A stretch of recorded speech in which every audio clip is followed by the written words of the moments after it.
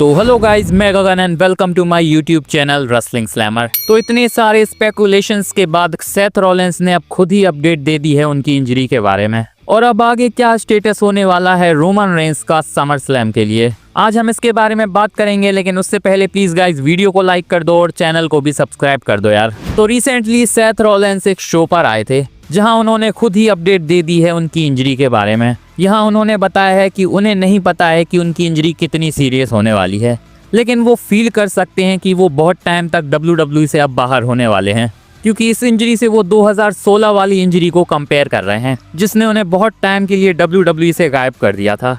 तो फिलहाल Seth Rollins के हिसाब से तो ये इंजरी बहुत ज़्यादा सीरियस है। बाकी जब उनके MRI वगैरह होंगे तो ये भी पता चल जाएगा कि उन्हें कौन सी इंजरी हुई है। वैसे सेथ रॉलिंस ने यहाँ ये भी बताया है कि अगर वो चाहें तो टीवी पर वैसे भी अपेयर हो सकते हैं, जहां WWE ने बिना रसल कराए यूज कर सकती है। पर सेथ रॉलिंस को लगता है कि इससे वो यूजलेस फील करेंगे, क्योंकि वो ना तो तब रसल कर सकते हैं और ना ही किसी रेसलिंग एक्टिविटी का पार्ट होंगे। वैसे मुझे लगता है कि सेथ रॉलिंस को किसी ना किसी तरीके से इन्वॉल्व होना चाहिए ब्रॉन बेकर, ब्रॉनसन रीड और रोमन रेंस की फ्यूड में। भले ही वो यहाँ रसल नहीं करेंगे, लेकिन उनके यहाँ होने से बहुत बड़ा इम्पैक्ट पड़ जाएगा इस स्टोरी लाइन पर। वैसे सेथ रॉलिंस ने यहाँ ये भी कहा है कि जब तक रोमन रेंस रॉ पर होंगे वो वहाँ नहीं आने वाले, क्योंकि रोमन रेंस फिलहाल सेथ रॉलिंस को बजाने के लिए रेडी हैं और सेथ रॉलिंस इंजर्ड हैं, तो इससे उनके लिए प्रॉब्लम्स बढ़ जाएंगी।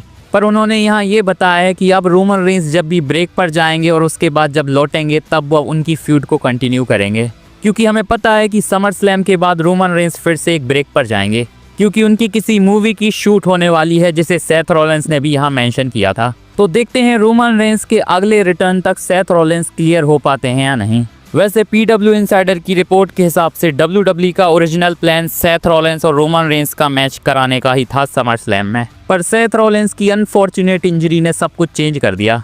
वैसे चांसेस हैं कि सेथ रॉलिंस रेसलमेनिया सीजन के लिए शायद वापस आ जाएंगे, क्योंकि अभी रेसलमेनिया को होने में बहुत टाइम है और तब तक उन्हें अच्छा खासा टाइम मिल जाएगा रिकवर होने के लिए। तो शायद रोमन रेंस और सेथ रॉलिंस रेसलमेनिया के लिए परफेक्ट मैच होगा। वैसे रोमन रेंस की बात कर रहे हैं तो रिसेंटली रोमन रेंस को लेकर भी एक अपडेट सामने आई है। तो अब समर स्लैम को होने में बस 2 ही हफ्ते बचे हैं और 2 रॉ के एपिसोड भी होने वाले हैं। तो रोमन रेंस को इन दोनों रॉ के एपिसोड में एडवर्टाइज किया गया है, जहां वो उनकी समर स्लैम की फ्यूड को बिल्ड करने वाले हैं। वैसे ये बहुत ऑब्वियस है कि रोमन रेंस ने अब रिटर्न कर लिया है, तो समर स्लैम तक तो वो अपेयर होंगे ही, पर देखना होगा कि समर स्लैम के बाद क्या होने वाला है, क्योंकि रिपोर्ट्स तो कह रही हैं कि वो फिर से गायब हो सकते हैं, जिसके बाद वो हमें सीधा सर्वाइवर सीरीज के बिल्ड के लिए देखने को मिलेंगे।